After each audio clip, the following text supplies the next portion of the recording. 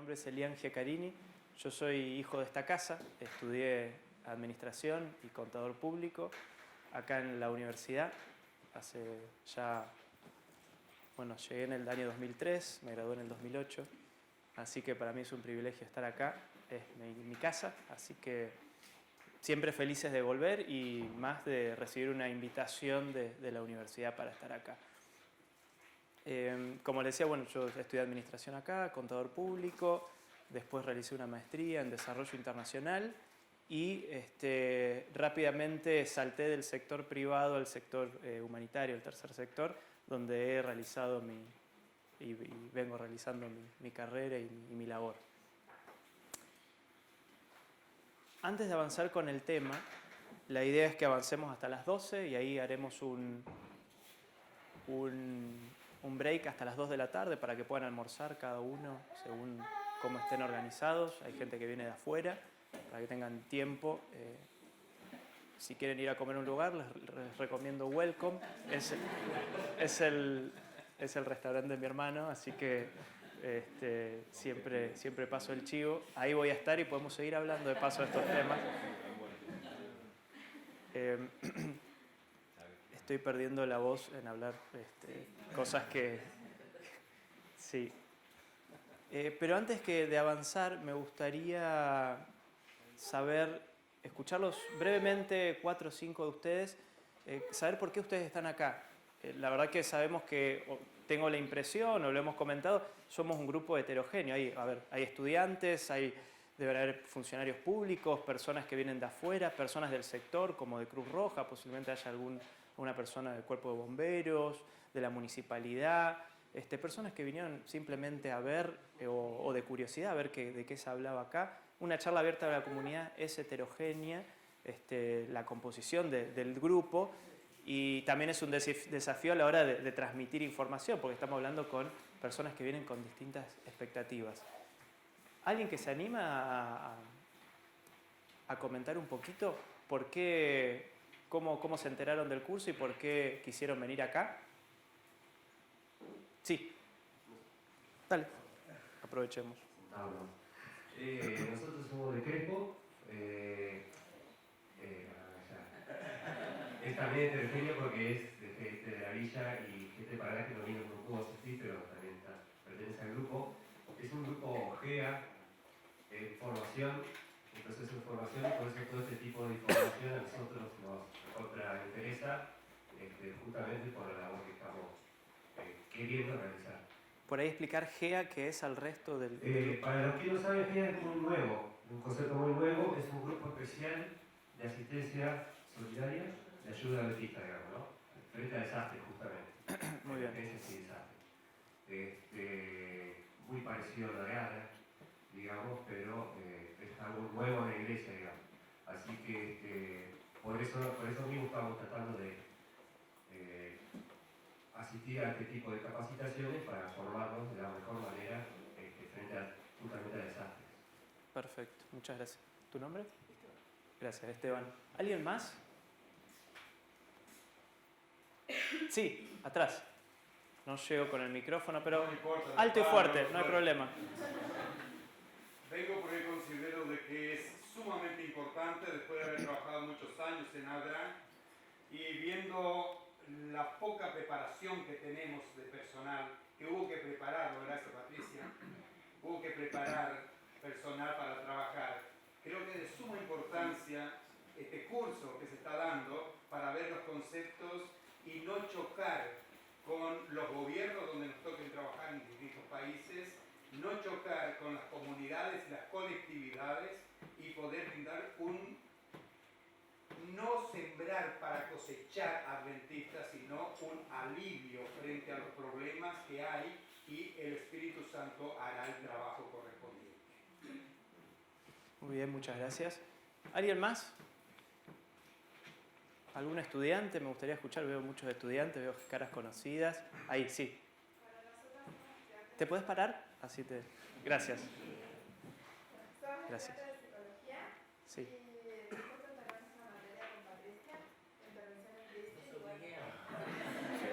Hay gente obligada.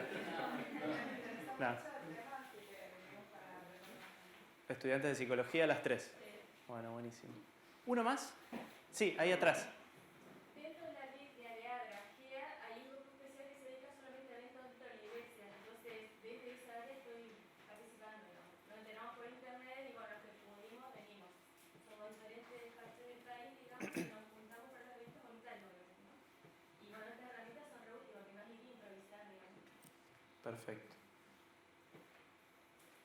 ¿Alguien más? Veo algunas caras, sonrisas, como me animo, no me animo. Uno más, ahí atrás, sí. Bueno, justamente otra persona de otro tipo, simplemente los dones. Toda la vida tuve, creo que la inclinación y las ganas y el deseo de ayudar, de estar en el momento en que alguien necesita. Y me dediqué simplemente sin estar bajo una agencia o un grupo, como persona nada más, pero creo que si uno se une o se capacita puede ser más. Perfecto, muchas gracias. Coincidimos con eso seguramente. Bien, como pueden ver, claramente somos un grupo diverso, lo cual implica un lindo desafío, por lo que ¿Veo una mano, puede ser? Sí, ahora nos agarraron las ganas de hablar a todos. Último. Vamos. Muy bien.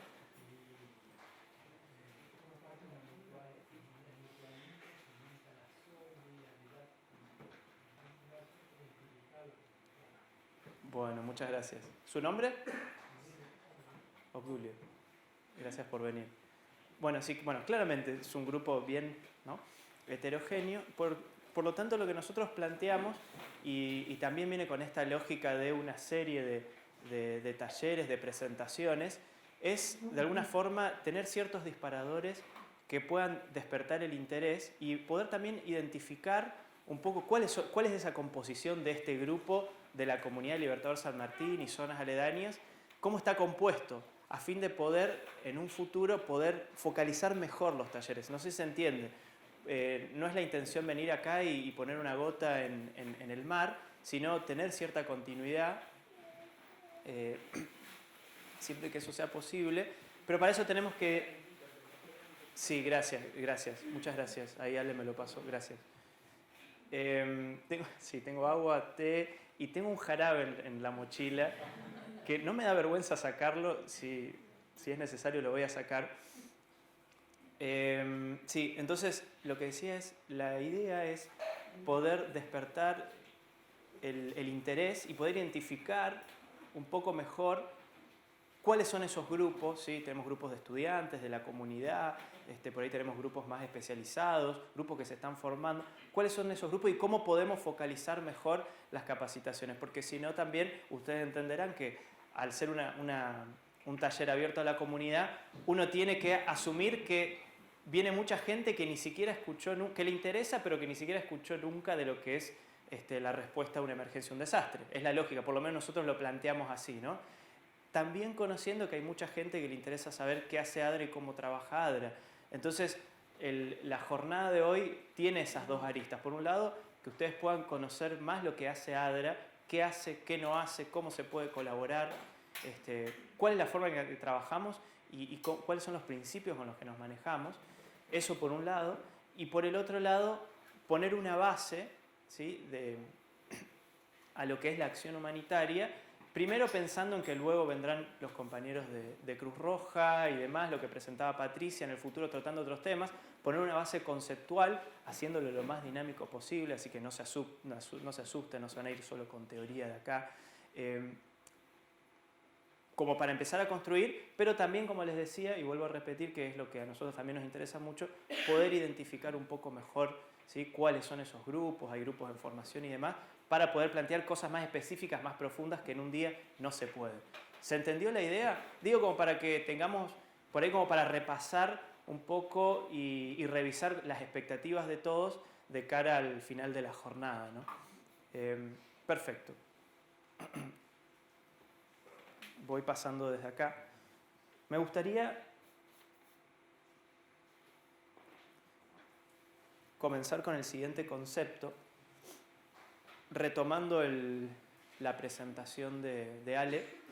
¿Qué es la acción humanitaria?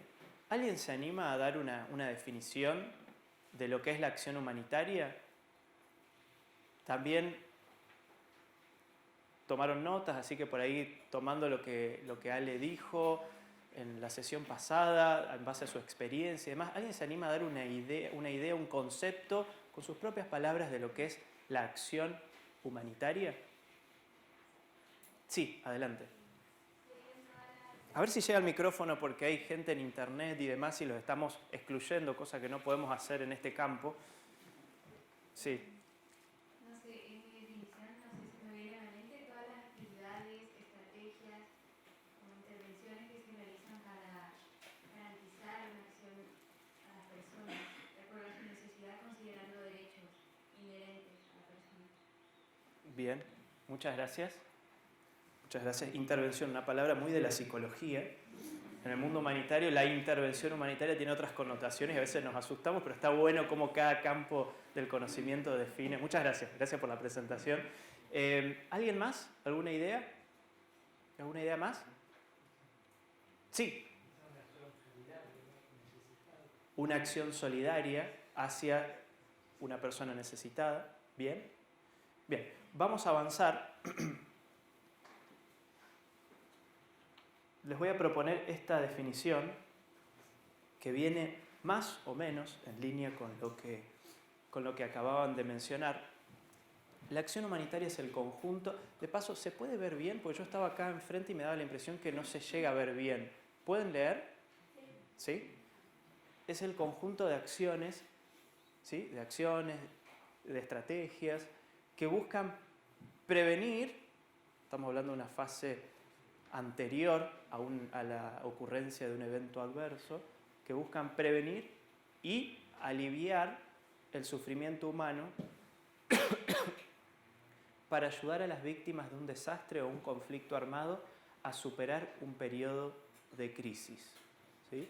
Entonces, nosotros tenemos que entender la acción humanitaria con la idea de como que si fuese un flujograma, ¿no? Donde hay acciones, primero de prevención, de preparación, que no es exactamente lo mismo, y si ocurre un evento, hay una respuesta, hay un acompañamiento para la recuperación de una comunidad que ha sido afectada por una emergencia o un desastre, ¿sí? Con el objetivo de aliviar el sufrimiento humano. Y cuando hablamos de desastre o conflicto armado, acá en realidad yo voy a hablar de desastres en general.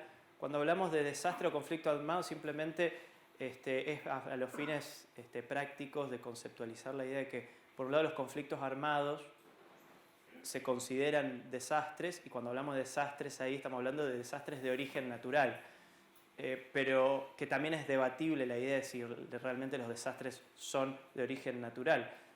Parte de la literatura habla de que en realidad todos los desastres son causados por el hombre, ¿no? Pero hablamos a fines conceptuales para hacer la cuestión práctica de que hay desastres de origen natural y de origen antrópico causados por el hombre. Pueden ser conflictos armados, pueden ser también otro tipo de eventos, una explosión, ¿sí? De una planta, un derrame de petróleo, etc. ¿Sí? Entonces, la acción humanitaria son acciones que buscan prevenir por un lado, ¿sí? La prevención, construir un muro de contención, ¿sí? La sensibilización, bien, gracias. ¿Sí? La preparación, sistemas de alerta temprana, ¿sí? La preparación de equipos entrenados, planes de respuesta a una emergencia, todas las actividades de preparación, ¿sí? Que logran de alguna forma prevenir o mitigar el impacto de un evento adverso. Y después la respuesta. Entonces hablamos como un flujograma, ¿no? Es como un cíclico, ¿sí? Esa es la acción humanitaria. Que no necesariamente la acción humanitaria habría que separarla, y de eso voy a hablar un poquito más adelante, de la idea de solidaridad. Y ya vamos a ver cuáles son esas diferencias, ¿sí?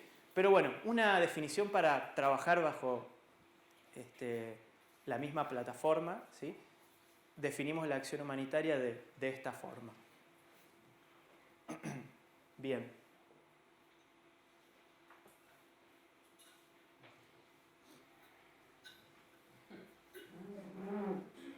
Me acabo de dar cuenta que copié la presentación incompleta. Sí. Pero sí, la tengo en la otra compu. Por ahí, Ale, la podemos bajar. Pero mientras tanto, ahora la bajamos.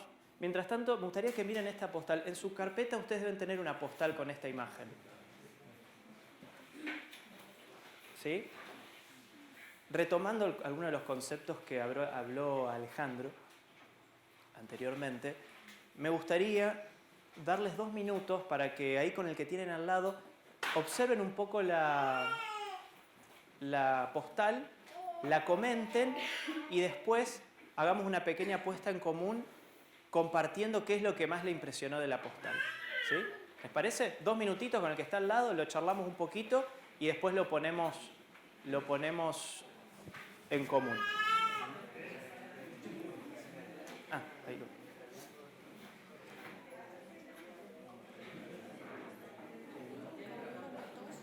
Ay, qué bueno. Gracias. Sí, me va a venir bien. ¿Este? Gracias, te agradezco. ¿Tu nombre? Gracias, Gabriela.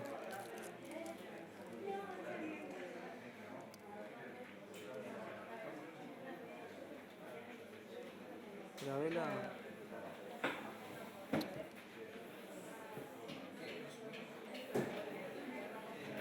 ¿Sabes qué, Gabriela?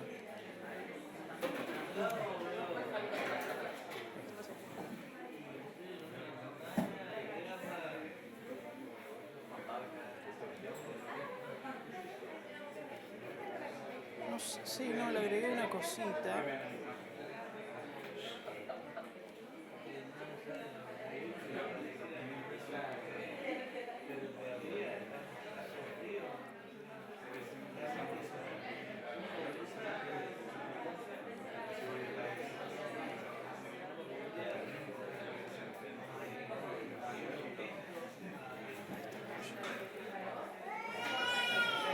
Esto es, Ale.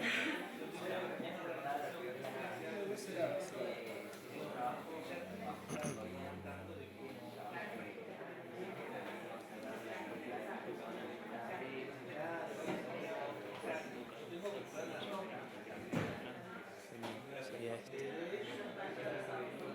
O sea, tengo que borrar esto.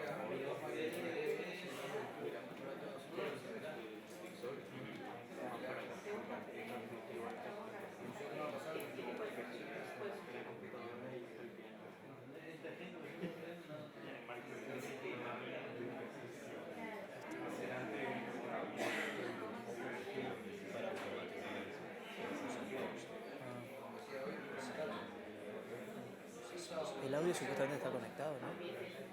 ¿Esto qué es el audio? No. Che, ¿audio no hay?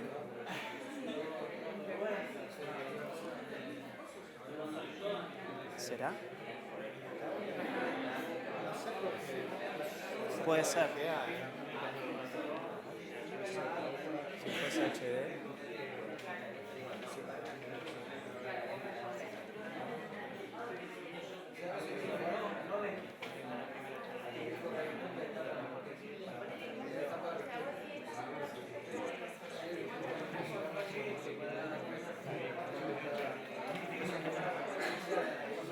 Si se puede, vendría súper bien. Si no, bueno, el micrófono. Pero... Sí.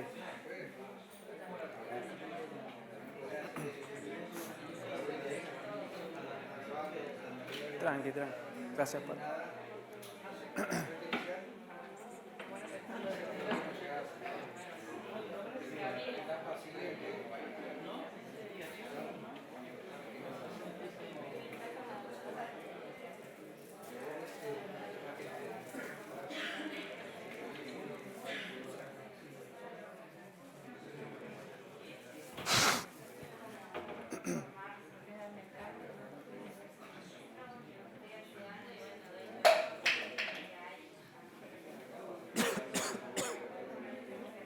Muy bien. ¿Estamos?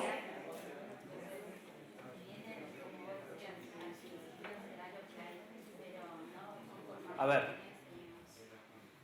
¿Qué vimos? ¿Qué nos impresionó? ¿Quién se anima? Sí. Quizás lo que a mí más me hizo reflexionar, lo pensé más en yo me estoy muriendo de frío, yo me pongo a veces en drama y quizás culturalmente nos vamos a reír, pero lo vamos a tomar. Pero sé que hay culturas en que la cuestión de las cosas que caracterizan a la mujer o al hombre es muy fuerte y es muy, muy ofensivo. Incluso las palabras peyorativas para burlarse, diciéndole que es de otro género, quizás en nuestra cultura no es tan fuerte. En otras culturas he visto que no podía creer cómo reaccionaba la gente. Entonces me hace pensar que muchas veces cuando ayudamos, incluso nos posicionamos desde un lugar de estar arriba y darle lo que me sobra al otro. Pensando en cuando alguien pasa a recoger cosas o cuando yo ayudo, no doy el mejor paquete de fideo, compro el más baratito, compro el más feo. Bueno, desde esos pequeños detalles a las cuestiones más grandes como no tener en cuenta su cultura, no tener en cuenta su visión, sus formas de ver, sus características y bueno, también lo que tiene que ver, que ahí está bien explicado, que ustedes mencionaron varias veces, el tema de la dignidad. O sea, lo que implica mi dignidad tiene que ver con cómo yo fui criada, mi cultura, mi familia, mi religión, mis cuestiones políticas. Y muchas veces no se tiene en cuenta eso al mandar cosas a otros países o ayudar a otras culturas. Es como, por ejemplo, cuando vamos con la gente indígena, yo trabajé, por ejemplo, con los tobas, e ir a querer imponerle mi forma de vestirme, mi forma de hablar y todo eso, no tener en cuenta el respeto y la dignidad de cada persona. Verlo como un ser integral, por así decirlo. Necesita ayuda, pero en un contexto y mirándolo desde todos los ámbitos. Muchas gracias. ¿Tu nombre? Natalia. Gracias, Natalia. Reafirmamos la idea de la dignidad. Perfecto. ¿Alguien más?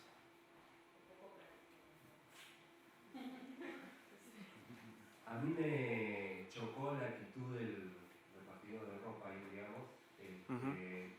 Esa actitud de decir, tomá, ponete todo y dejar de quejarte, digamos, ¿no? Que muchas veces por ahí se puede llegar a ver cuando son acciones de este tipo, ¿no?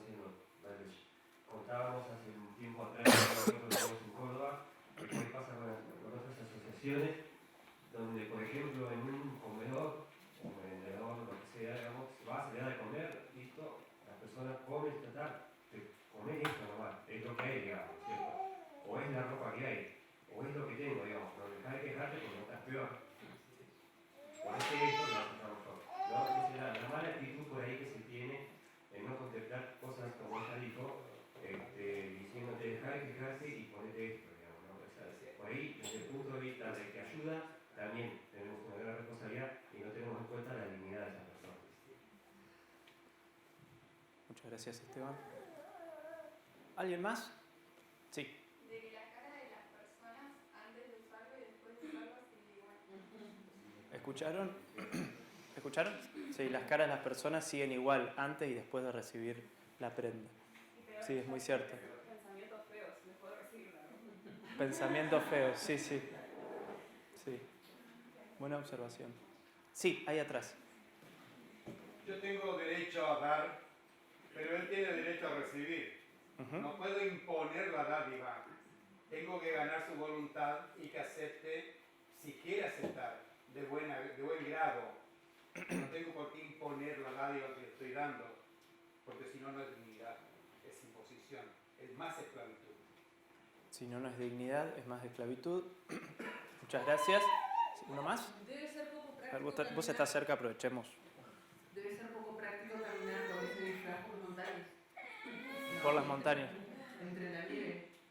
Digamos, es algo que evidentemente alguien descartó y bueno, a algún lado hay que llevarlo. Entonces no, tampoco sería solidaridad.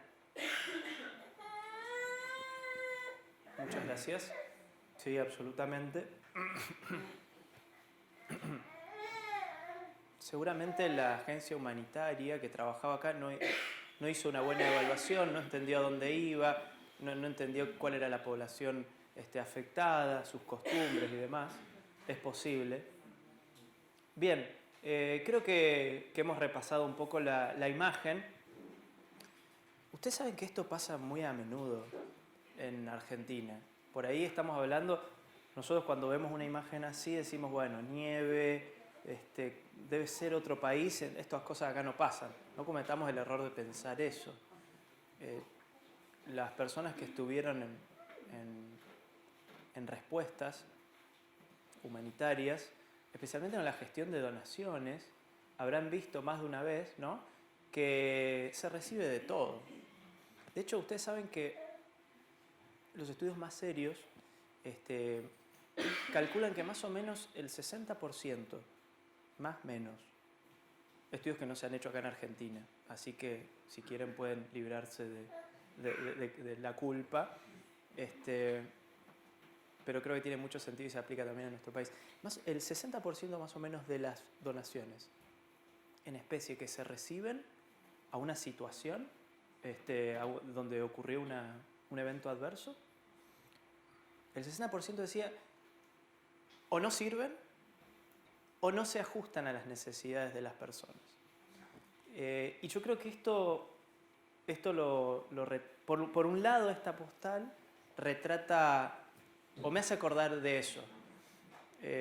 A ver, qué sé yo, cosas emblemáticas, los zapatos de taco, vestidos de novia, patas de rana. Chicos de Cruz Roja, ¿ustedes por ahí les gustaría compartir alguna cosa así insólita que hayan recibido? Vamos en la línea. Vestido de novia. Vestidos de novia. Sí. Y yo les puedo asegurar que la persona que puso el vestido de novia, no les puedo asegurar, pero es posiblemente que lo haya hecho con la mejor intención, con el mejor espíritu solidario. ¿O no? Las Sí. mallas o las bikinis en situaciones de bajas temperaturas, digamos. Las bikinis, en Neuquén, en el contexto de la erupción del volcán, el Calbuco, sí, podríamos hacer una lista larga. Y sí. Por ejemplo, en Paraguay nos tocó recibir una vez una donación de esquí para nieve. Esquí para nieve en Paraguay. No sabíamos que había pista de esquí en Paraguay. No sabíamos que en el Cerro Lambarés, cosas que acontecen. Entonces, por un lado, se me ocurría pensar en esa idea. No vamos a hablar de gestión de donaciones en especie hoy, específicamente. Sí, por ahí lo vamos a pasar a lo largo, porque es algo que atañe mucho a la labor generalmente de la sociedad, cómo la sociedad se moviliza en estas situaciones, con la mejor intención, la gran mayoría de las veces, pero que genera complicaciones. ¿Por qué? Porque, y acá hago un paréntesis, pero hago 2 o 3 reflexiones que me parecen interesantes hacerlas ahora. Lo que uno ve, y por favor atrévanse a comentar o a disentir, pero lo que uno ve sistemáticamente es que cuando hay me olvido del micrófono. Cuando hay una situación de emergencia que especialmente trasciende los medios nacionales, es decir, mediáticamente todo el país se entera de esa situación, ¿sí? El país se moviliza. Se llenan estadios, se llenan almacenes, se llenan cientos y cientos de camiones. Sin antes pensar si la situación, el lugar, el municipio, digamos, el municipio afectado tiene la capacidad para gestionar eso. Tiene los almacenes, tiene el personal para gestionar eso. Imagínense un país movilizado contra un municipio. Va a haber un colapso. Y esto pasa sistemáticamente. Por lo tanto, lo que nosotros tenemos en consecuencia, impresión personal mía, ¿sí?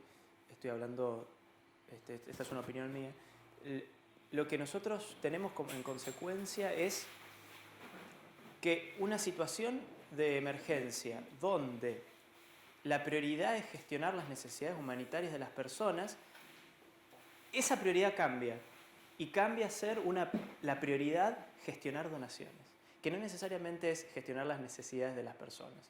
Gestionar por ahí es hasta una palabra demasiado de la administración, ¿no? Pero ustedes me entienden. Sí, pasa mucho eso. Entonces, hay una responsabilidad grande con lo que es la gestión de donaciones y nosotros deberíamos reflexionar mucho más cuando nos movilizamos emocionalmente, debido a una situación, a una crisis que ocurre en nuestro país, deberíamos reflexionar mucho más sobre qué colocamos en una caja, a quién se lo damos, a dónde lo enviamos y quién nos está diciendo que eso se necesita. Deberíamos reflexionar mucho más. Esto es un tema bastante largo para hablar. De paso, no sé si alguien quiere hacer un comentario al respecto, pero sí, cortito. Pero esto es algo que sucede y yo creo que deberíamos reflexionar mucho más sobre eso. Sí. Yo creo que el tema de donaciones siempre prima la necesidad del que está donando más allá del que va a recibir. Porque muchas veces tenemos el placar lleno y necesitamos sacar la ropa y no estamos pensando si realmente la ropa que estamos donando o está en condiciones o les va a servir a la otra persona. Estamos primando nuestra necesidad de hacer lugar. Una declaración un poco fuerte, pero que yo digamos que coincido. Políticamente no suena bien decir eso. Sí, pero ¿alguien coincide con eso? Yo creo que sí, que pasa mucho. Pero también hay una responsabilidad de las personas que estamos en la situación de emergencia, de comunicar eso. Porque no necesariamente todos tienen las herramientas para imaginarse que es así. Pero sí, acontece. Y lo otro que me gustaría decir es esta idea de dignidad. ¿Qué es la dignidad? Estamos hablando de la dignidad, estamos suponiendo, estamos en una comunidad académica donde las definiciones son importantes, ya estamos suponiendo que todos tenemos una definición común de lo que es dignidad. ¿Qué es dignidad? Cuidar la dignidad, suena tan lindo. ¿Cómo? ¿Por qué es la dignidad?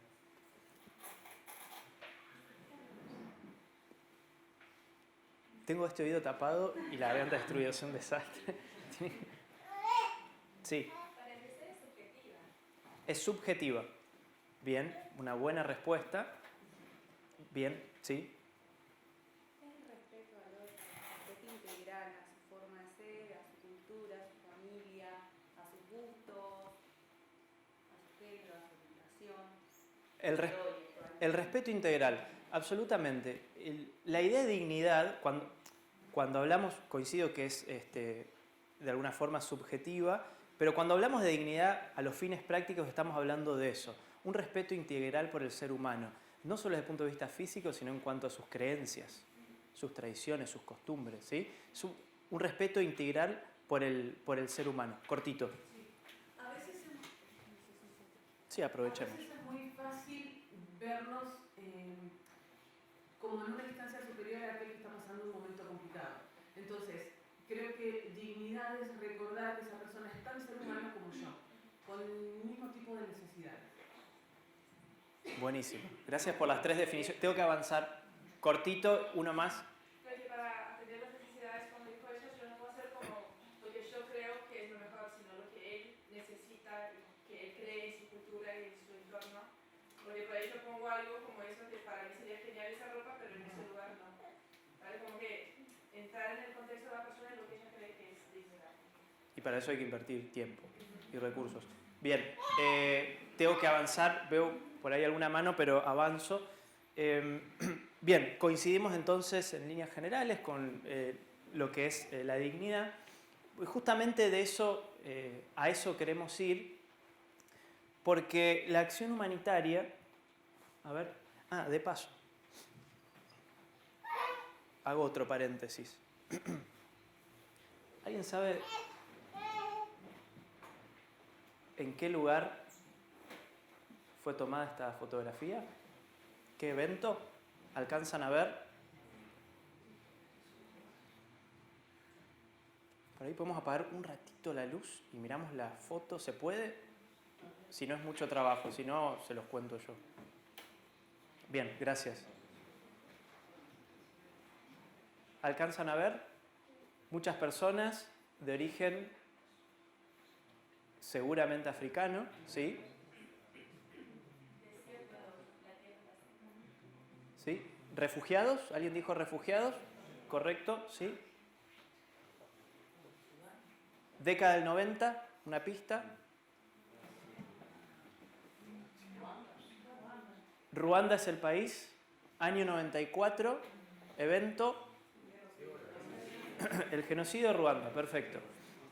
Bien, esta fotografía fue tomada cuando los Tutsis huían, ¿sí?, de Ruanda y se refugiaban en el antiguo Zaire, hoy República Democrática del Congo. Para los que no saben del evento, año 94, el genocidio de Ruanda, más o menos se estiman que 800.000 Tutsis murieron. Este es un conflicto étnico, ¿sí? Los Hutus asesinaron a los Tutsis. Más de 2 millones de refugiados, ¿sí?, en los países limítrofes, la mayoría de ellos en el Zaire, y esas eran las condiciones en las cuales huían por sus vidas, ¿sí? Ahora, ¿por qué les cuento les muestro esta foto? Les muestro esta foto porque este momento fue bisagra para la comunidad internacional, para las organizaciones humanitarias, porque se hicieron muchas cosas mal, ¿sí? Muchas vidas se podrían haber salvado si las organizaciones humanitarias, las Naciones Unidas y todo ese combo que se moviliza especialmente en mega desastres, en emergencias complejas como estas, ¿sí?, hubiesen tenido otros mecanismos de coordinación y otro tipo de acuerdos. Una de las cosas que pasaron en uno de los campos de refugiados en el Zaire, en cuestión de semanas 80.000 Tutsis murieron por una epidemia de cólera.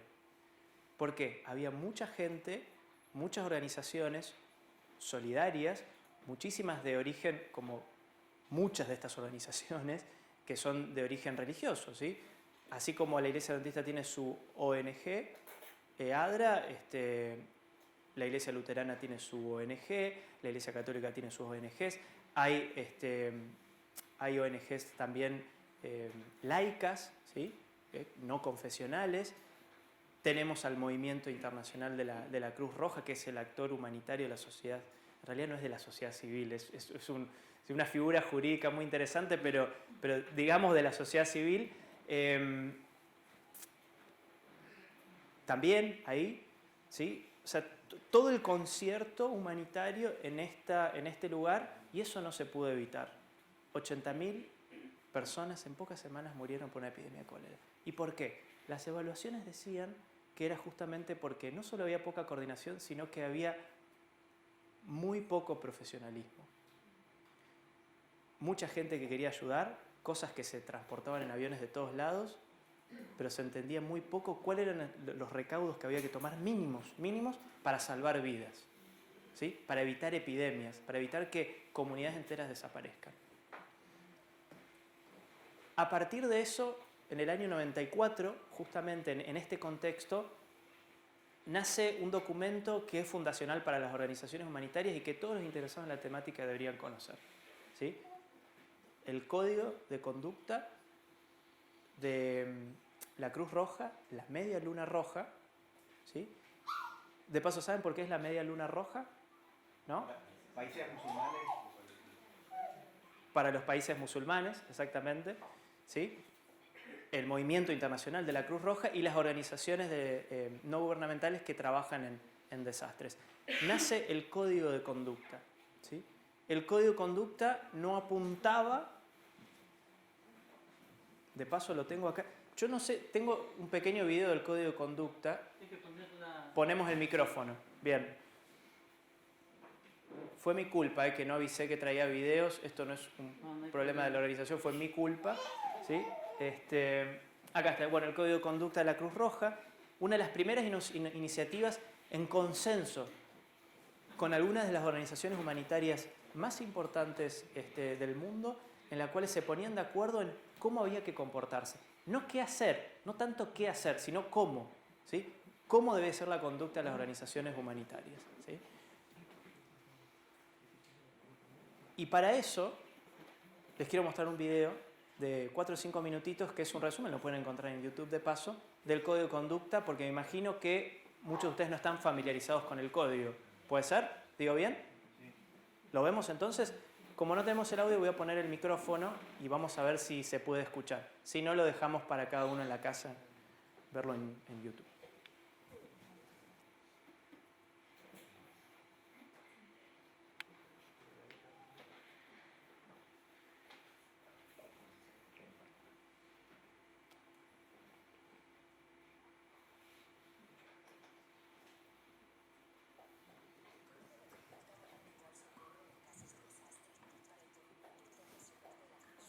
¿Dónde tengo? A ver. Ah, ni se ve.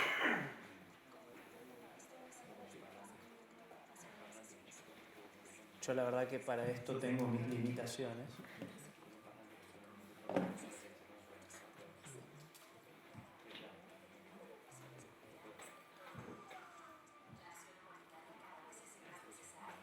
No, igual ni siquiera lo podemos ver. Bueno. Igual no se escucha, ¿no? ¿Alguien sabe dónde sale el micrófono? Ahí sale. ¿Estamos hablando? ¿Se lograba escuchar algo? Ah, genial.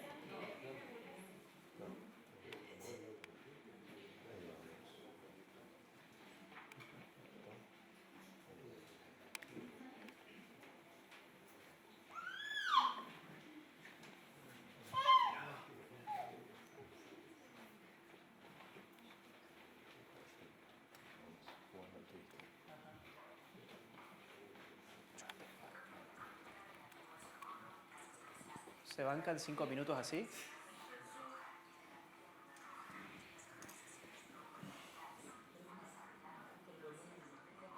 Ale, ¿se puede subir el volumen de la compu? Desde entonces, el cambio climático, el crecimiento demográfico, la urbanización y otros factores han dado lugar a un aumento del número de personas vulnerables en todo el mundo. La acción humanitaria cada vez es más necesaria y más compleja, desafiante y peligrosa. En el mundo actual, el código mantiene su pertenencia.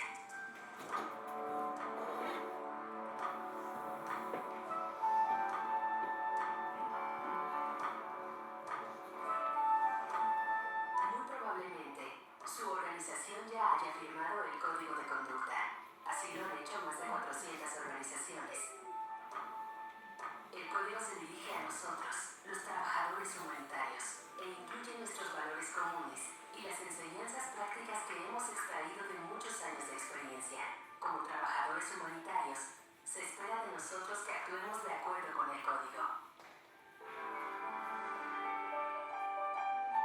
La primera norma significa que todas las personas afectadas por desastres o conflictos armados tienen derecho a recibir asistencia y protección. Esta es la norma básica.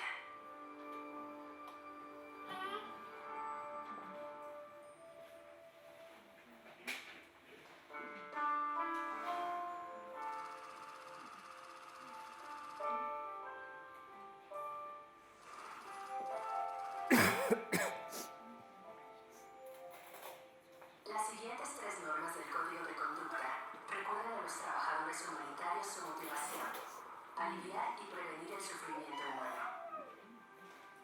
Según la norma 2, la asistencia debe ser imparcial y atender solo a las necesidades.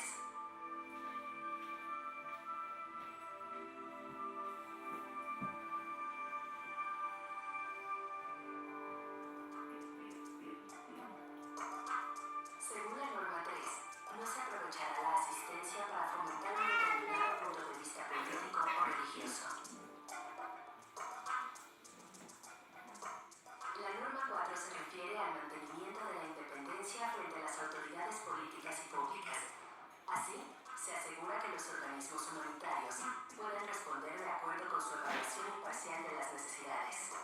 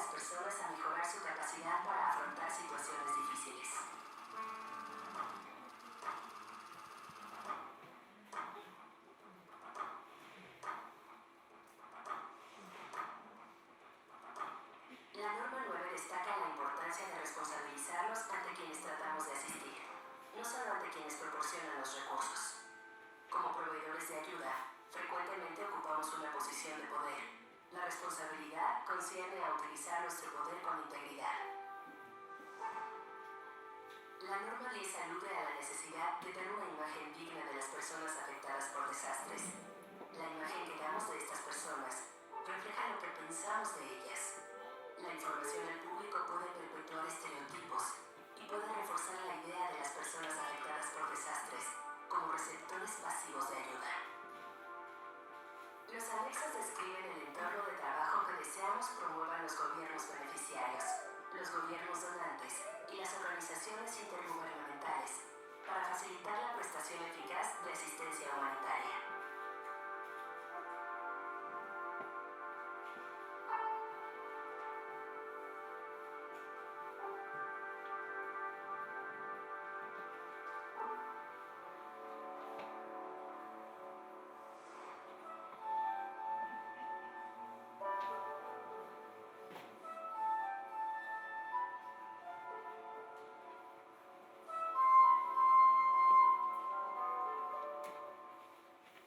La aplicación del código exige conocer bien el contexto y tener capacidad de juicio. Las normas del código pueden ayudar a las organizaciones humanitarias a tomar las decisiones del día a día, de acuerdo con nuestros valores y principios, de manera que podamos acceder a las poblaciones afectadas y abordar sin peligro el sufrimiento humano. Como la mayoría de los códigos profesionales, el código de conducta es de carácter voluntario. Se basa en el autocontrol. Retomemos el código. Leámoslo, analicémoslo y trabajemos con nuestras organizaciones para velar por su aplicación.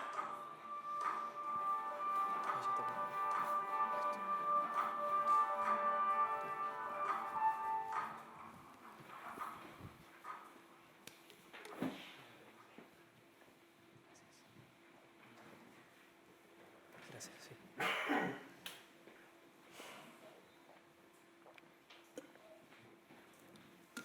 El agua de la villa tiene un gusto particular, ¿eh? Yo, después de 5 años acá me había acostumbrado, pero cuando uno la vuelve a tomar, es particular es la palabra.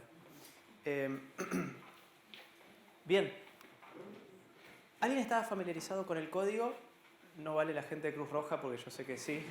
Ha sido el principal organismo que impulsó el código de conducta, así que ellos lo conocen muy bien. Pero sí, aparte de los chicos de Cruz Roja, ¿alguien más estaba familiarizado con el código? Por acá, sí. Por allá también. 3, 4, pocos. Como decía al comienzo de la presentación, en este módulo vamos a hablar sobre principios humanitarios, ¿sí? O sea, la acción humanitaria se sustenta en ciertos principios. Y lo que nosotros queremos hoy compartirles es cuáles son esos principios. O sea, digamos que de alguna forma me atrevería a decir que uno de los puntos centrales del trabajo de hoy, de esta jornada, es que ustedes puedan entender bien cuáles son esos principios, puedan acordar, ¿sí? Puedan disentir con los principios, lo que sea, pero que sepan cuáles son los principios que sustentan la acción humanitaria. Eso nos parecía muy importante. Entonces, el código de conducta, ustedes saben que las conductas, ¿sí? Por debajo de las conductas hay valores y hay principios, ¿no? Bien, entonces, el código de conducta, justamente, yo les explicaba, nace en el año 94. Lo que les quisiera preguntar es, ¿ustedes pudieron identificar a lo largo del video cuáles son esos principios que sustentan al código? ¿Sí? ¿Sí? ¿Y cuáles? Algunos. 1, 2. ¿Alguien se anima a decir cuáles son esos principios? Ahí atrás, sí. Hay uno que decía sobre no imponer o no contar sobre política o religión cuando se está haciendo la ayuda humanitaria. Imparcialidad, el principio de imparcialidad o de no discriminación. Perfecto. ¿Sí? Absolutamente. Bien marcado en el código. ¿Algo más?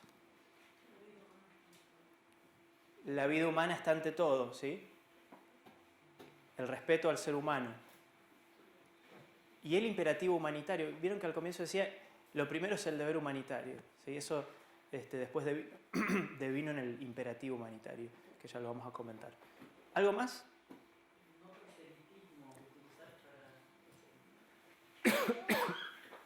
El no proselitismo, así es. Independencia. Muy importante y muy cuestionada. La independencia. La independencia, ese es otro principio de la acción humanitaria. Sí. Preservación de la integridad del bien que estamos nosotros socorriendo. De la persona. Del bien que estamos socorriendo, aunque esté mal, pero es el remanente que estamos atendiendo, es la preservación. No por dar ayuda, aumentar el desastre. No llevar la ayuda de una forma traumática. Ah, bien, el principio de no hacer más daño. Bien. No hacer más daño. Exactamente. Preservación. Bien, bien, perfecto. Perfecto, sí. La idea de no hacer más daño es que uno con la ayuda que presta, lo cual pasa muchas veces, no puede traer más complicaciones a la comunidad, no la puede poner más en riesgo. ¿Sí?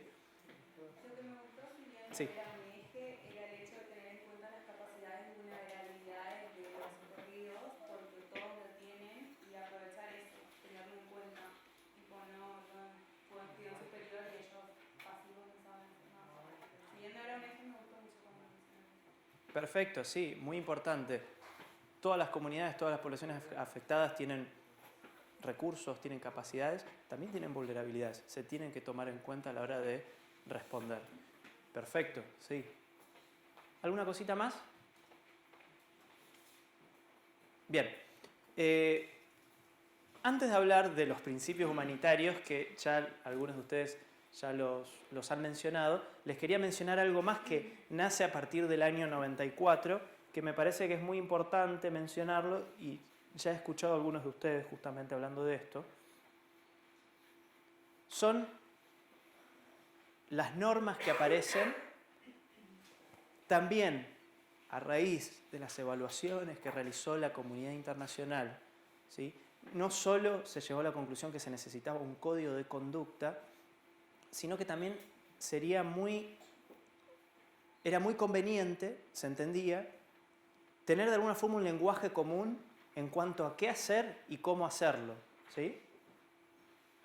Para asegurar la dignidad de la gente. ¿Cuánta agua tengo que garantizar por día a una persona? ¿Sí?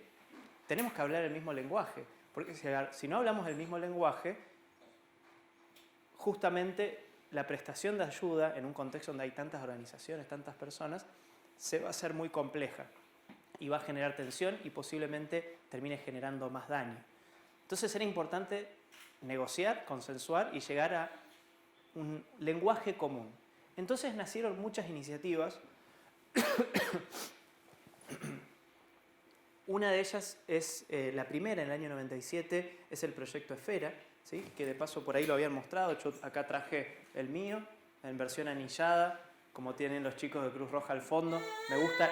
La versión, en realidad, si uno compra el libro, que no se publica acá en Argentina, el libro viene encuadernado, pero anillado es lo mejor, ¿sí?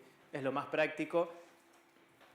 El proyecto Esfera, Esfera porque es un proyecto global, ¿sí? Y es un proyecto porque se lo entiende como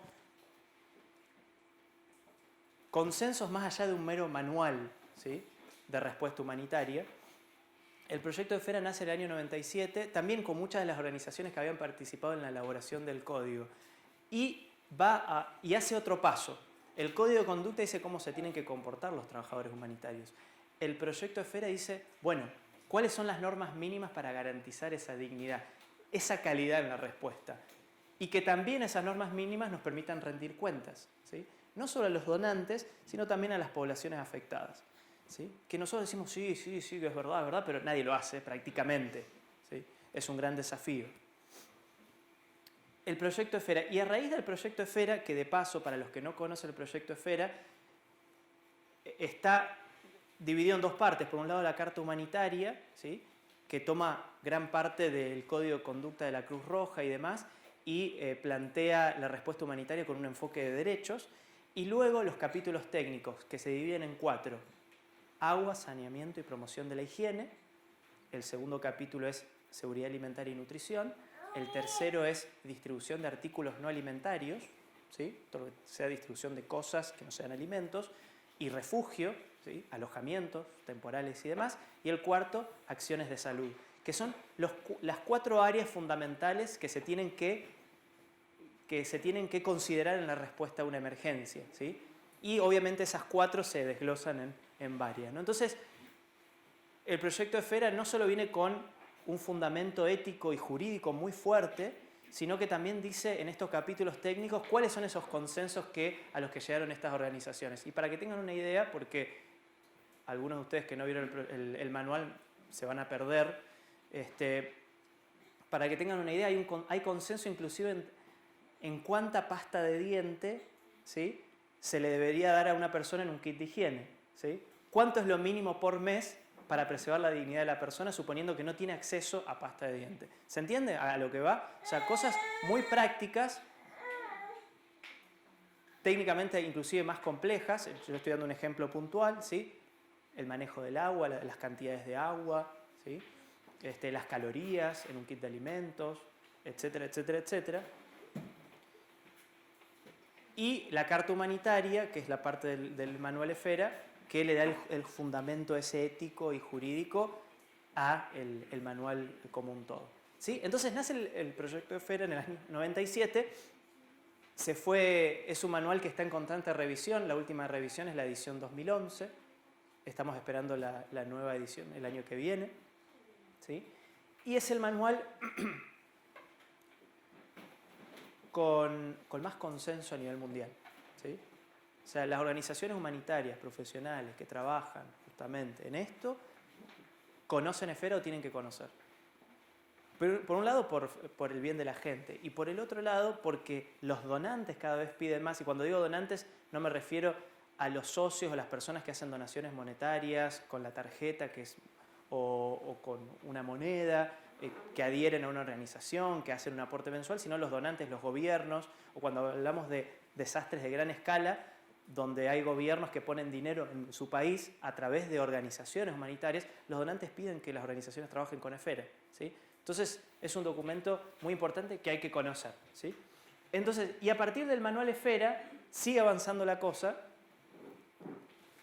y surgen nuevas normas complementarias. La CINE, las normas en educación, en emergencias, ¿sí? Las LECs, el manejo del ganado, ¿sí? Dice, bueno, pero el ganado también se rescata en una emergencia. Se rescata, ¿sí? No solo porque son seres vivos, sino también porque son los medios de vida de las poblaciones afectadas en muchos casos. Normas mínimas de recuperación económica, ¿sí? Protección de la niñez, uno de los grupos siempre por lo general más vulnerables en una situación de emergencia, y análisis de mercados. Y esto, y la voz después de una hora sí ya me empieza a fallar un poco, y el análisis de mercado nace en parte por la nueva tendencia, y en esto la Cruz Roja en Argentina es pionera. Nosotros en ADRA empezamos este año a trabajar esto, en 2 proyectos. Es la tendencia a nivel mundial y es lo que se viene en el futuro. Es la transferencia de dinero a las comunidades afectadas. Hoy por hoy, del total de la ayuda internacional, el 6% más o menos son transferencias de dinero, pero va creciendo. Y es el mecanismo que ya se está fomentando y se seguirá fomentando desde Naciones Unidas cada vez más, ¿sí?, para atender a las emergencias.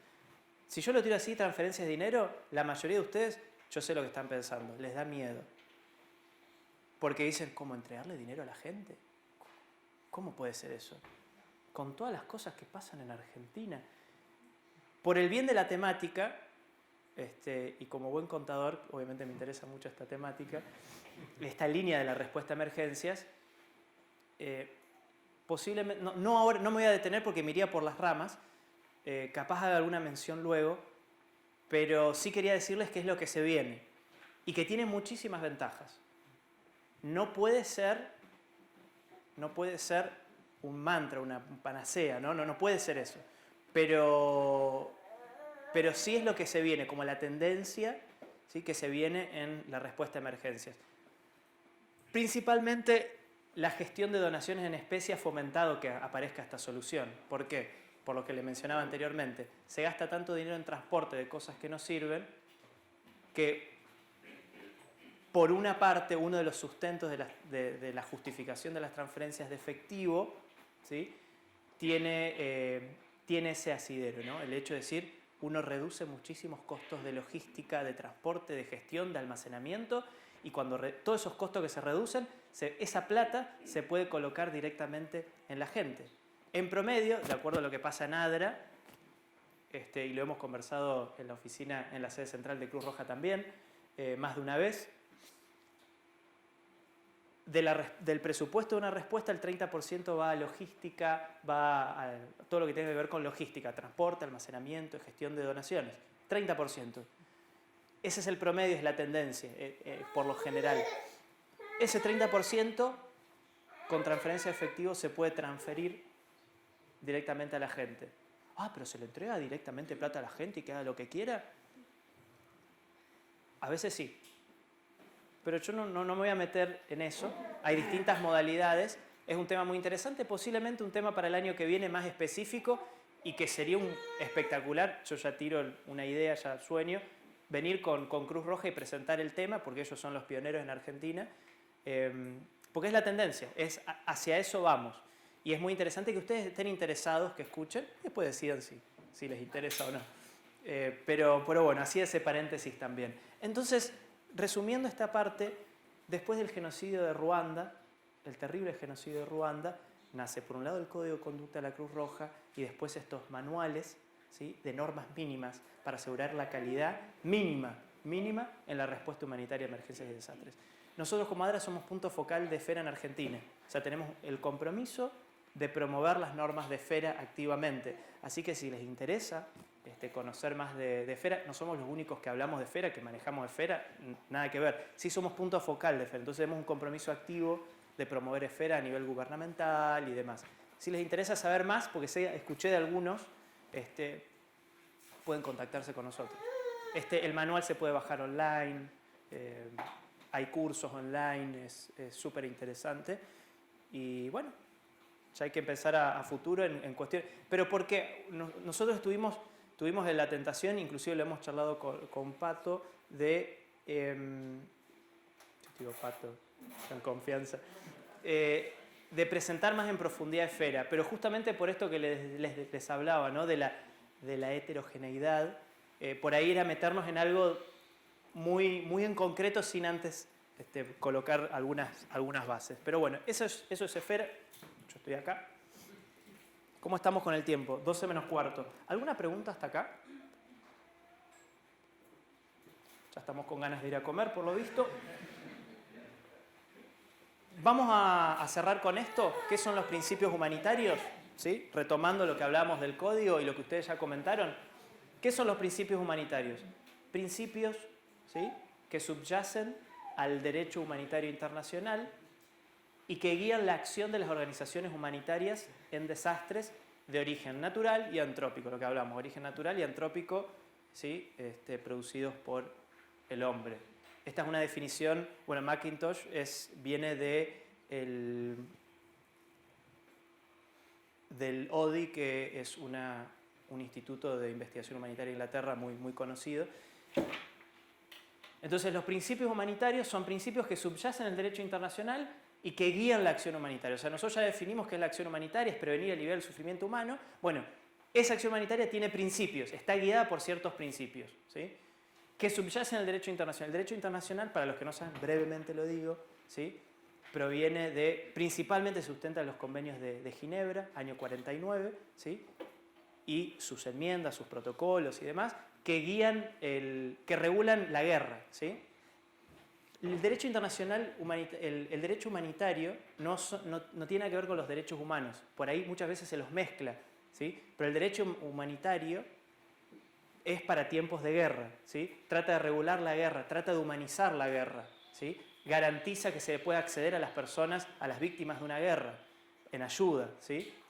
Cruz Roja es la depositaria del Comité Internacional de la Cruz Roja de estos convenios, ¿sí?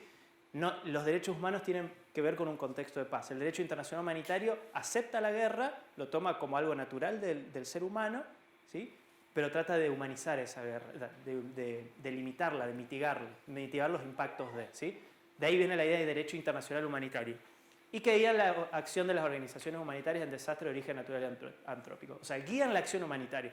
¿Cuáles son esos? Podemos por ahí pasarnos 10 minutos de las 12, terminamos estos conceptos y por ahí iniciamos 2:15, 2:20. ¿Es posible? ¿Sí? Para no quedar en el medio. ¿Qué les parece? ¿O cortamos ahora y seguimos a la tarde? ¿Cómo vienen? ¿Están bien? ¿Sí? Para no quedar cortados. Entonces, uy, perdón. Ahí está. Principios humanitarios.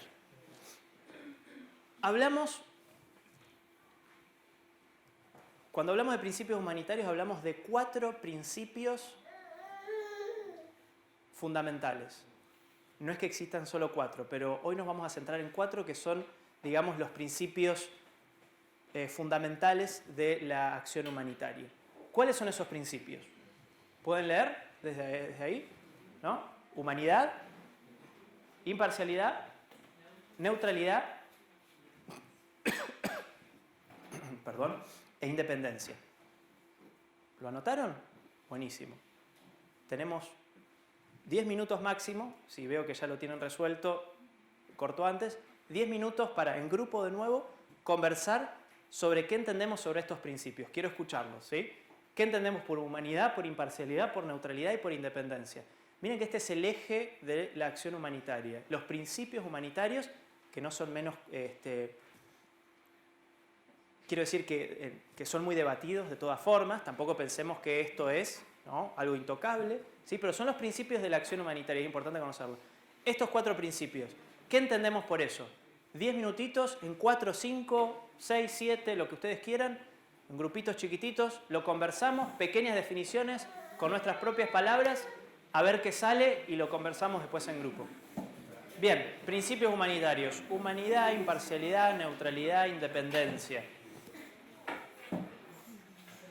¿Quién empieza? Definiciones concretas, breves. ¿Quién empieza? No tienen que ser breves, digan lo que quieran. ¿Quién se anima? Vamos con humanidad primero. Sí, a ver, vamos a aprovechar el uso. Sí, llegamos. Aquí, bueno, hablando con los chicos, llegamos por ahí a la conclusión de que humanidad es la actitud que yo debo tener como voluntario para socorrer a la otra persona. O sea, totalmente contrario a lo que es la figura de hoy, de decir, tomá, lo tenés, agarrado. Es humanizarnos, ponernos en el lugar del otro, porque a la larga no sabemos que en cualquier momento podemos ser nosotros los que necesitemos la ayuda. O sea, mínimamente tener esa mentalidad de decir, bueno, te ayudo porque nace de mí hacerlo, humanizándonos, digamos. Clarísimo, muchas gracias. ¿Alguna idea más para aportar con la idea de humanidad? Más allá de las diferencias étnicas, religiosas, morales, inclusive, somos humanos. Más allá de las diferencias, somos humanos. Bien, perfecto. ¿Algo más? La dignidad de la persona. El principio de humanidad tiene que ver con la dignidad de la persona, que ya definimos anteriormente. ¿Estamos bien? ¿Algo más?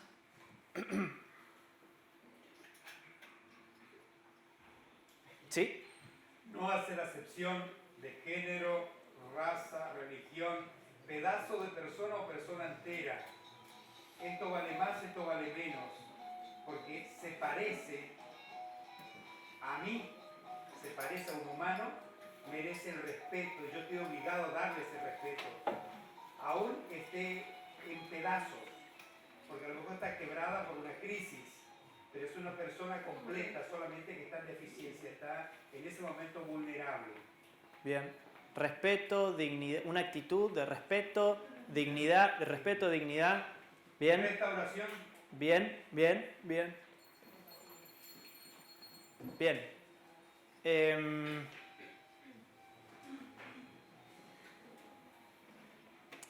Los escucho a ustedes con todas las definiciones y después pasamos y bajamos línea. No.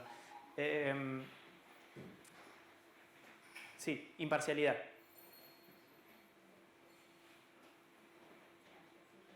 ¿Quién da más?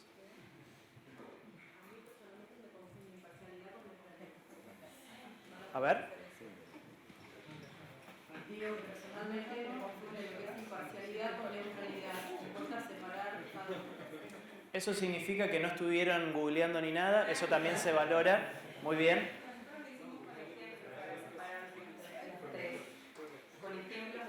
Imparcialidad y neutralidad. A todo el mundo le confunde, y ahí gracias chicos de Cruz Roja por dejar fluir, a todo el mundo le confunde la idea de los principios de imparcialidad y neutralidad.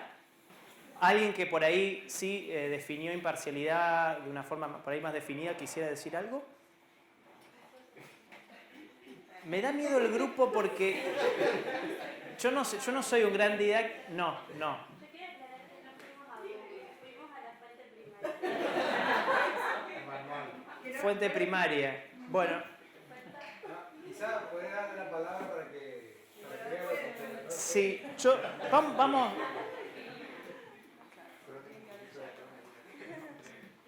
En aras de respetar el principio de humanidad, vamos a dejarte hablar. Que pase al frente. Vení al frente, eso, hagamos eso. En pos también de respetar a los amigos que están en internet. Sí, yo no sé si todos te van a escuchar. ¿Te animás a venir acá? Micrófono de internet, dale, anda. Esta es una buena compañía de casa. Ah, sí, que te manda y sabe que no te gusta venir acá. Gracias, Gabriela, muchas gracias. Bueno, la imparcialidad es... Dejá solo en imparcialidad. Bueno, Sí. imparcialidad es cuando vienen dos personas de dos bandos diferentes, atenderlas por igual. No importa, por ejemplo, que sea una persona cristiana o musulmana, ambos darle ayuda. Muchas gracias. ¿Tu nombre? Ayelen. Gracias, Ayelen. Muchas gracias. ¿Una definición más? ¿Algo más? Ahora a todo el mundo le da miedo, debe ser eso. ¿Alguien más? Sí, atrás. Está relacionado con el principio de no discriminación. Bien, con el principio de no discriminación. ¿Está relacionado, ¿sí? ¿Te animas a decir algo más? ¿O estuviste ahí tirando...? O sea, la imparcialidad significa que atendés a todo de la misma manera, independientemente de la raza, credo, acepciones políticas o creencias, diferentes cosas. Bien. Ahí tenemos acá dos ideas. La idea de no favorecer un lado, ¿sí? De un conflicto por encima de otro, y la idea de no discriminación. Hay cierta divergencia ahí en lo que presentan, pero está parte de la ensalada lo que es imparcialidad y neutralidad. Bien. Pasamos a neutralidad. Me gustaría que me digas qué es neutralidad. Es no ponerse a favor de una de las personas. Darle la razón a uno y ponerse la banderita de uno. Me suena parecida a la definición de imparcialidad. No son parecidas. A ver acá, un segundo. No, gracias, seguimos. Imparcialidad, nosotros lo definimos como el hecho de no ponernos nosotros desde nuestra cosmovisión, imponerle al otro. Todo lo que estuvimos hablando, que porque yo tengo esta creencia, imponérsela al otro, va más en la cuestión del sujeto que ayuda, me parece, de ser imparcial, de no favorecer a uno u otro. Neutral es más fácil pensarlo en el ejemplo, por ejemplo, de una guerra o los prisioneros de guerra. Yo lo pensé, no ponerte a favor, no, pero pásalo, perdón, soy judía, entonces tengo conocimiento de prisioneros de guerra, fui a Israel, entonces todo eso. Y la neutralidad tiene que ver con el hecho de ser neutrales y no estar a favor, de uno y otro, que a la vez tiene que ver con la independencia, de que trabajamos aparte de los gobiernos o de las cuestiones políticas. Por eso. Ya está. No lo vi venir. Perdón, pero es más fácil entender esos tres con ejemplos cada uno. O sea, se interrelacionan, pero son cosas distintas. Muy bien. No sé si Muchas quedó gracias. claro, confundió. Quedó muy claro, sí, quedaron claras las definiciones. ¿Alguien más? Ya ahora vamos. No, a ver, ideas. No, está bueno, estamos poniendo todo en la mesa y nos vamos a comer con los principios y de última lo charlamos después. Neutralidad. El gobierno tiene una posición frente al desastre, la comunidad que está sufriendo tiene una postura frente a los problemas y nosotros como agencia que estamos trabajando en el problema, no tomar partido de un lado ni del otro, sino los hechos concretos sobre el terreno y resolviéndolos neutralmente, no tomando conveniencia de un lado ni del otro. Por ejemplo, al gobierno le conviene que yo empiece por los marginados del río y los damnificados de la ciudad, que son mayoría, quieren de que empecemos por allí, donde está la mayor masa humana en vulnerabilidad. Ahora, ¿a quién le voy a hacer caso? Tengo que tomar, por eso tiene que estar el comité de evaluación nuestro, dando donde nosotros vemos la conveniencia. Por eso la cabeza es importante que esté siempre despejada, fría y neutral para dar las informaciones sobre el terreno, dónde trabajar para que sea más efectivo y menos dañino el trabajo nuestro, nuestra permanencia en ese momento. Bien. La neutralidad es no estar con el gobierno ni estar con los damnificados, estar donde tiene que estar. Bien. Según nuestro gabinete de orientación. Perfecto, perfecto. Muchas gracias. ¿Vamos a comer? Hace 5 minutos me dije... ¿Vamos a comer y lo charlamos después? ¿Les parece? Pueden googlear si quieren, yo voy a bajar línea de todas formas después. Así que... Muchas gracias. Nos vemos entonces a las 2 de la tarde, porque estamos terminando 2 en punto. A las 2 nos encontramos acá y seguimos con los principios. Y vamos a trabajar después con 2 estudios de caso para poner un poquito en crisis estos principios en cuestiones prácticas. ¿Está? Muchas gracias.